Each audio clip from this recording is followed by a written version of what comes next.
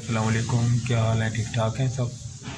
अच्छा, ये जतोई शहर में आज 5/1/2022 को रात से बारिश हो रही है।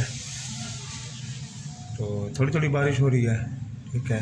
और ये हाल हो गया है रोडों का। रोडें नहीं बनी हैं अब तक। ऐलानात हो गए हैं और इफ्तिताह हो गए हैं। लोगों ने खुशियाँ मना ली, तालियाँ तालियाँ बजा ली, फलाना जिंदाबाद फलाना जिंदाबाद कर लिया। लेकिन रोड वहीं के वहीं है, नालियाँ उबल रही हैं, ओवरफ्लो। और ये हाल है हमारे शहर का। ये थोड़ा सा हाल दिखा रहा हूँ मैं आपको, कभी मोटरसाइकिल में ले जाके दिखाऊँगा। बारिश के बाद ये हाल है। ये सामने गंद पड़ा होगा, आपका नज़र आ रहा होगा बच्चों के साथ। तो सफाई का भी बुरा हाल है। इस टाइम मैं अपनी दुकान पे बैठा हूँ, फोर ब्रादर डिपार्टमेंटल स्टोर फाटक के सामने शॉप है मेरी। ये मेरा बोर्ड लगा हुआ है, फोर ब्रादर।